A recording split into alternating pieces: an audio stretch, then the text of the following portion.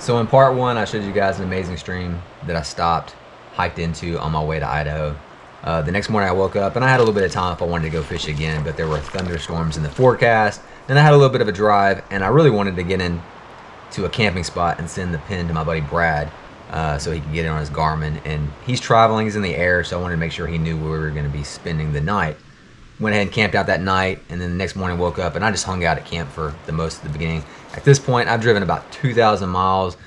Later in the afternoon, decided to go ahead and grab the 3-weight, go fish, just to see if there were any fish in the stream. And sure enough, there were a couple cutthroat. I caught probably 10 or so in a couple hours. When I came through camp, I noticed there was a car with Utah plates, so I figured he had made it. So he's setting up his tent. Next morning, we get up super early, make our way to the trail. And then the plan for this point is for, he's going to chase cutthroat. I'm going to chase bull trout. And we're going to find out kind of what's in the stream and see. I only brought my 6-weight. He brought a 4-weight and a 3-weight, I believe. All right, so we got up this morning, got our backpack, started packing, got on the road, dropped the trucks off, and got up early. They had a mouse get in my back of in my cab with me and started eating on the Oreos while I was sleeping. Like running my head, it was like kush, kush, kush, kush, kush. But basically we're gonna be camping the next couple nights. Beautiful stream. So go find out what we find. I brought some streamers, maybe see if we can find some bull trout. Man, it's good to be here. Beautiful. A couple hours in, we find a place to throw the tents up, and we're gonna go do a little fishing. So at this point, we need to make a plan. So I'm planning on throwing streamers all day long. This was a spot that I was hoping to catch bull trout, and I had targeted them in the past, and he wanted to chase cutthroat. So probably not gonna be able to fish together right away. So on this trip, Brad had packed a bunch of gear inside the Yakima that he put on top of my truck, and part of that was some walkie-talkies. So the plan was, from this point, was I was gonna start upstream, swing streamers through all the runs, chase bull trout, and he was going to hike downstream a little bit, jump into the water from the trail, and then fish back up, and we would meet in the middle. Funniest thing, I start out throwing streamers, and I can't pack a bunch of stuff in there. I'm trying to keep my pack light, so I got like 10 streamers, some weighted, some unweighted, some kind of in the middle, white, black, yellow. Your typical like chase brown trout, never chase bull trout, but I figured they got to be pretty close. So I'm throwing streamers at everything that looks like it should have a bull trout on it. I start off with a heavier sinker and I'm jigging it through runs, up through smaller streamers, and I haven't even seen a bull trout. And then the walkie-talkie goes off and Brad's like, dude, I just had a bull trout try to eat a cutthroat. And I was like, dude, that tells you they're in the stream. So I was super excited. And then not even 20 seconds later, it felt like he calls me back. He's like, I caught it. And I'm like, you gotta be kidding. I bring Brad out here with me, and then within the first hour of the trip, he's caught a bull trout and a cutthroat, and I'm still looking for my first in 4 years. I'm like, that's amazing.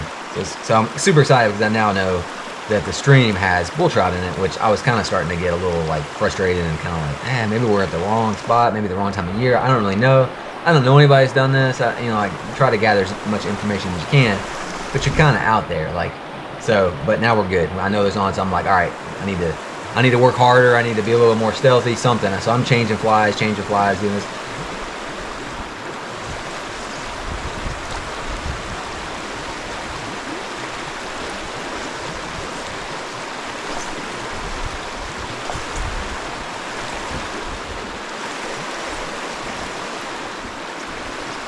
I run into Brad, we finally meet up in the middle. He's gonna keep going up, I'm gonna keep going down, and then it happens. It was, for your first bull trout eat, I couldn't have imagined a better take.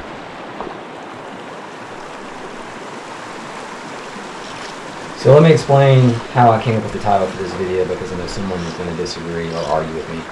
It's not meant to be clickbait. This is kind of what I figured out after traveling there several times. Back 4 years ago, I had never heard of bull trout.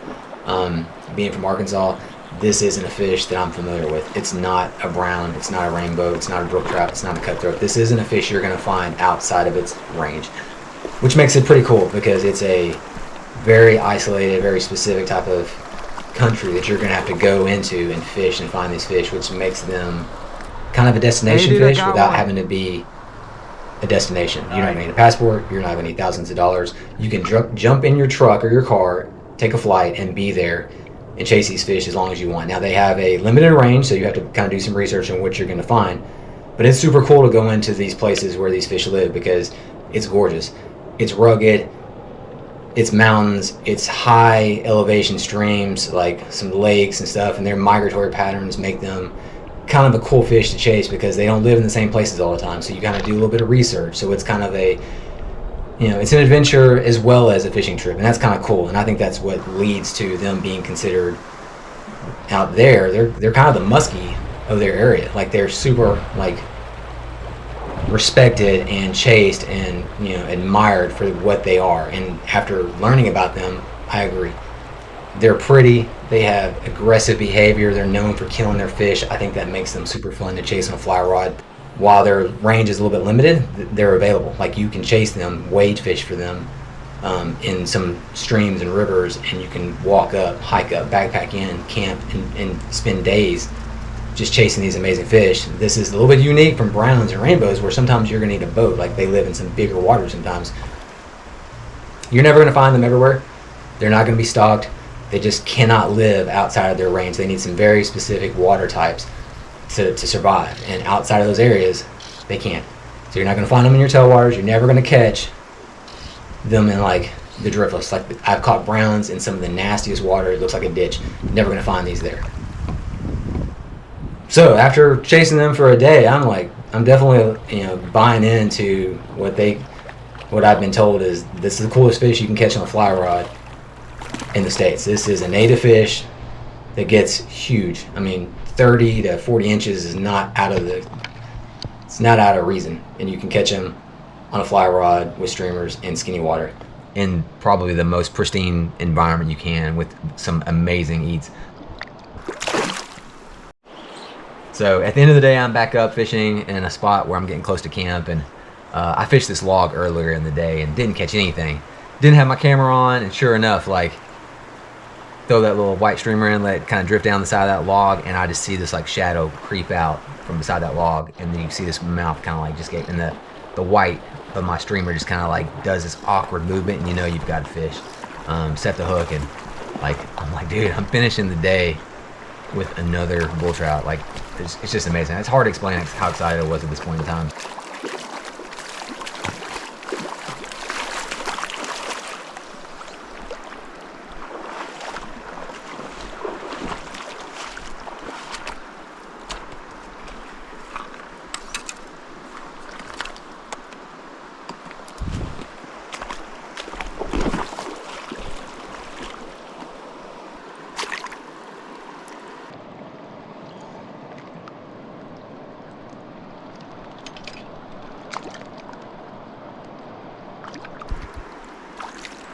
Had an absolutely incredible day. Fished streamers all day. Finally settled on a white one. Ended up catching 5 bull trout. It's the first dedicated bull trout trip I've taken. So all in all, that's 6 of them. I moved 2 or 3 others. They just never found the hook, but they were close. So we're gonna fish again tomorrow. Man, just wanted to wrap up the video. What a day. Fished 15-pound fluorocarbon the whole day. My rod's 9.5 foot 6 weight, so somewhere between 7.5, 8 foot leaders. I just changed it up. It didn't really matter. Just had to get it into certain spots and then just let it flutter down and kind of move it, and it was a good day. So appreciate you watching the video. Gonna go sit down. We've covered some miles, wearing packs, so we're kind of beat. We're gonna at least have to put the packs on again. At least one more stream, so we'll see how it goes. But that's pretty much all this is for tonight. Go back to camp, hang out there, do some dinner, and then Brad and I would get together and we're like, dude, what do you want to do tomorrow? So he's like, man, I want to go chase bull trout too. So I'm like, all right, well, let's go. I've had such a good day. You run through all the runs first, and I'll fish behind you. We did that. Unfortunately, we just didn't have the same conditions. Like today was mostly cloudy. Just great streamer weather, right? Like this is the kind of water and the weather you're looking for throwing streamers. The next day was super bright and sunny, bluebird skies.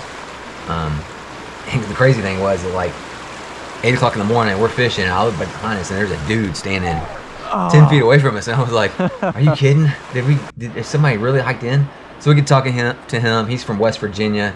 Dude started hiking at 4:45 in the morning, and he had already fished most of the area that we were going to hike down to because we were hiking out and fishing our way out. And he hiked up, fished his way up. So we're like, oh. So kind of quickly switched up and started doing like dry dropper stuff, and Brad's catching some cutthroat, and then he sees one, and he's like, I think I see a bull trout. That's a pretty fish.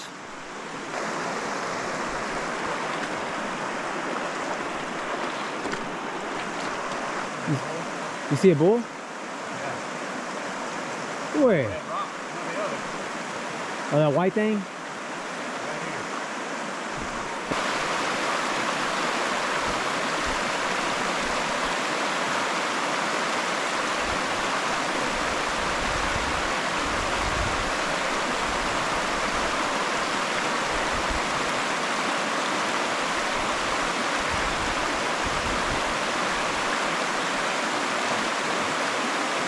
We pretty much ended that, like we had to hike out.